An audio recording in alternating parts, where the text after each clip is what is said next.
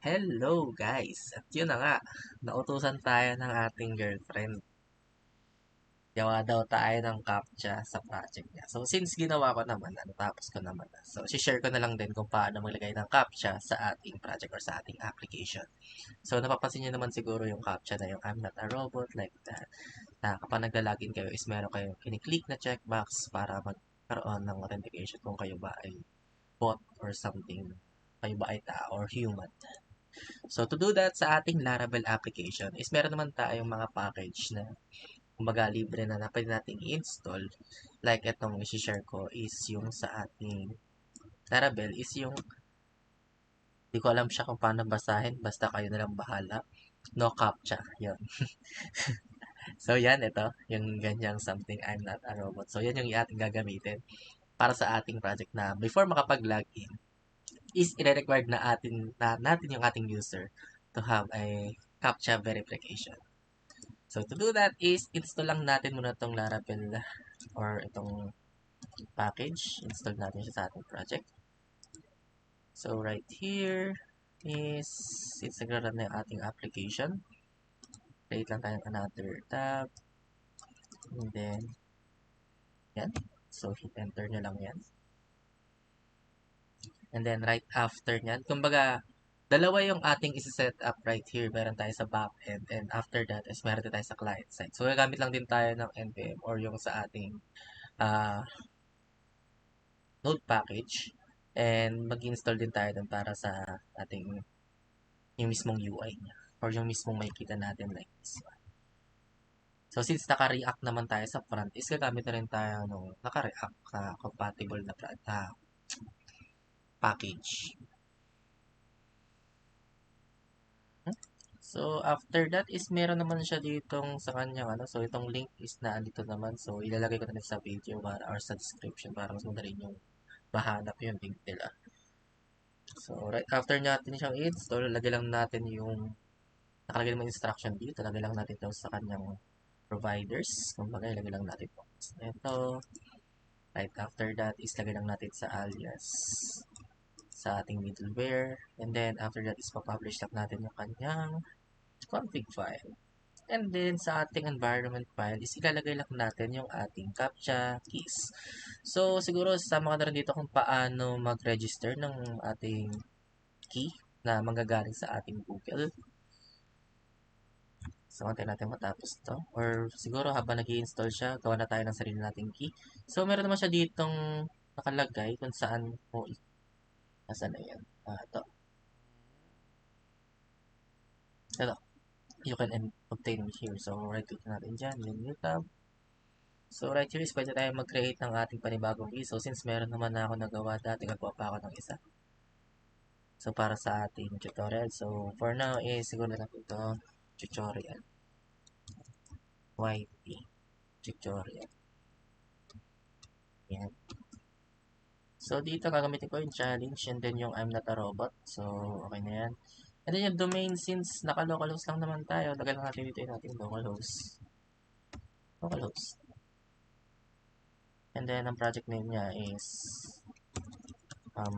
YT tutorial lang din. Tutorial. So, try natin submit kung okay siya dyan.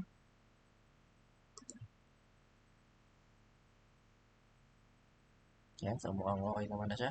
So, ito yung ating site key at ito yung ating secret key. So, blur ko na lang yan. Pero sa inyo, kumuha kayo ng sarili mo.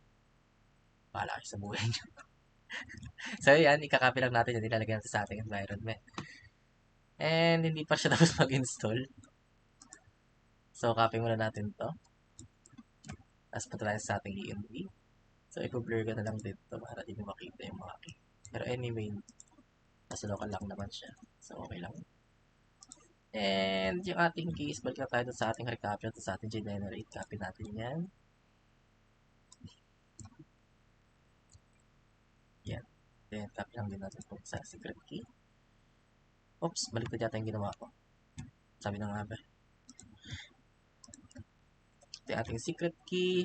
Bakit kasi balik na yung pagkakalagay niya. Yung ating site key.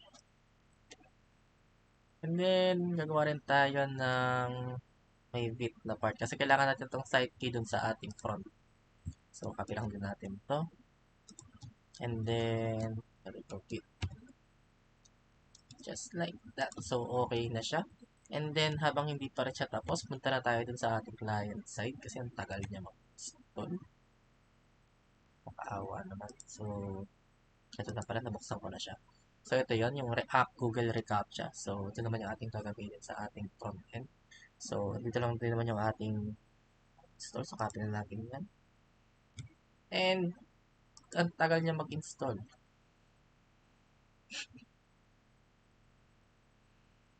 Ano, kamusta? Buhay ka pa ba? Pero bagay yan since tagal niya mag-install. Kwentuhan muna tayo. Yan. So, ito yung last time nating project na ginawa. Kung mapansin nyo, sa ating login tayo dito muna. Sample lang muna.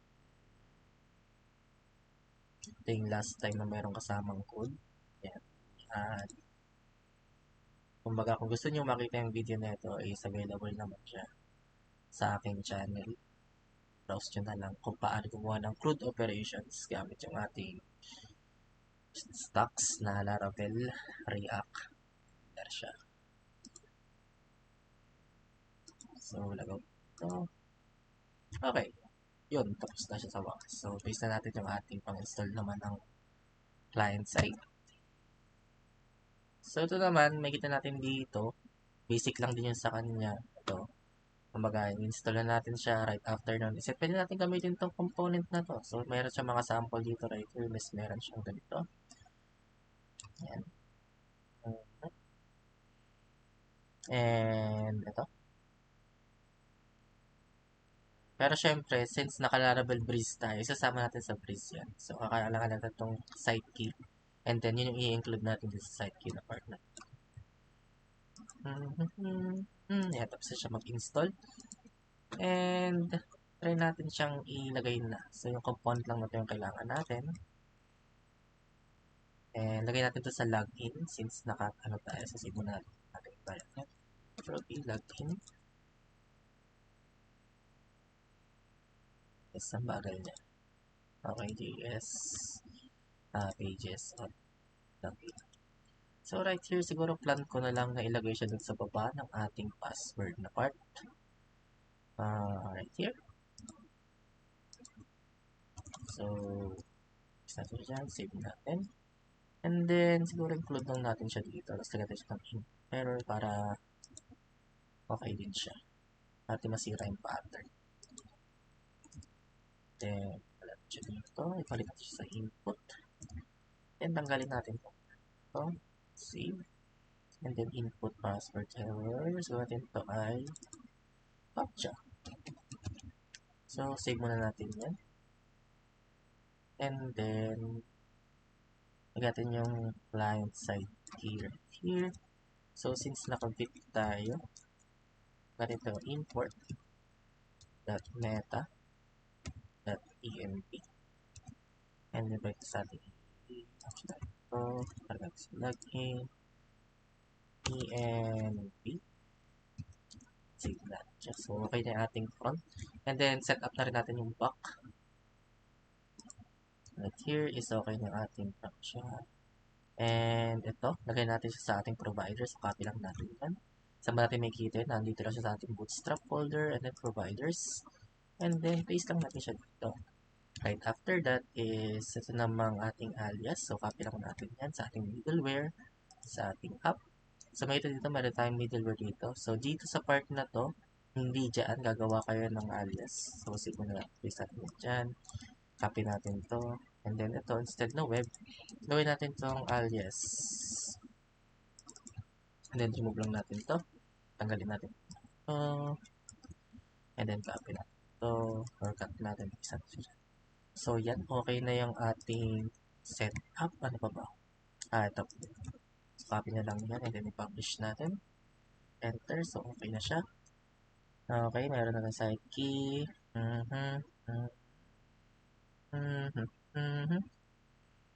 So, siguro sama lang natin sa validation ng ating login. So, copy natin itong validate. And add the CAPTCHA, require the CAPTCHA rules. So, copy natin ito. Or siguro copy ko na lang yung isa kong ginawa. para mas better. So, ito, copy na lang din naman to. Doon sa may ano to, authentication sa may breeze natin. So, dito lang natin siya ilalagay sa ating controller. Right here, sa ating auth. So, right after niya makapag-login dito, paste lang natin siya dito. And then, import lang din natin to. Alam ko yung facades to. Okay. Dominate support. Okay. So, save natin.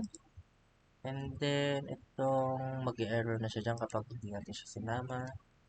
Okay, save na natin yan. Testing natin. May kulang ba ba? Copy lang natin ito. Then, sa front side ulit sa dating login.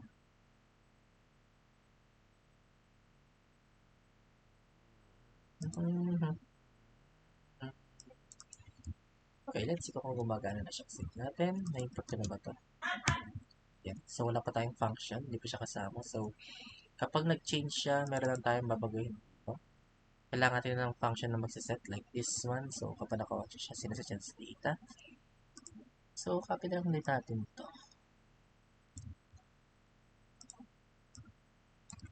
Okay, i-set data password. So, hindi siya password. Ang nilagay natin doon sa ating authentication is CAPTCHA.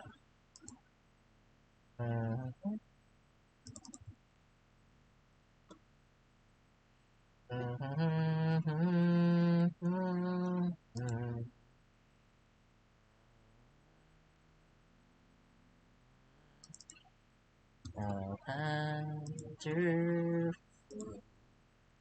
Sama lang din natin siya dito. Save. Okay. Okay. Save na natin siya. So, test natin kung ano ang itsura niya.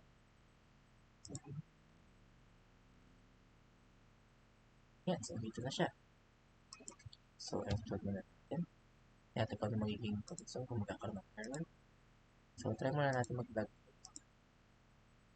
Okay. Nag-ano na siya ng response. So, try natin ngayong let's go back to secret. So, verify. Okay. Login. No error na. So, I think this one should be okay. I-capture response. Ay, nag-build ako. Baka nag-build. Sorry. npm run. I'm sorry.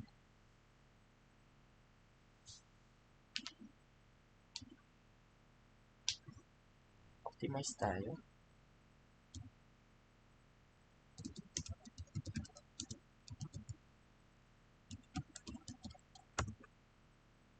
Alright, so let's refresh.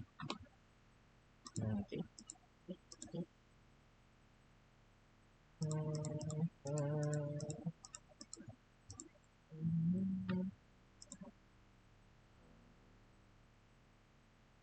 Why?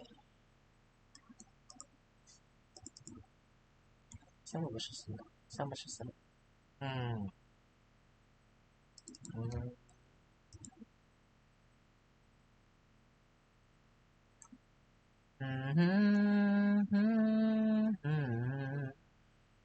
I think check natin itong ginawa ko dito. Silagin niya. Tapos function. Here. Response. Just like this one.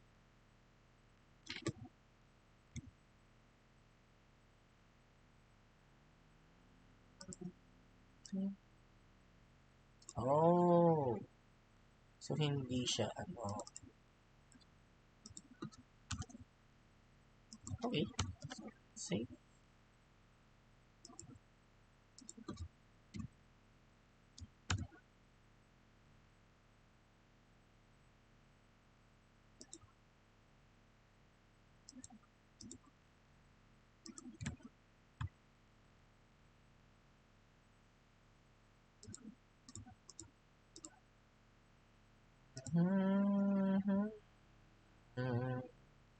So, hindi siya value. Okay.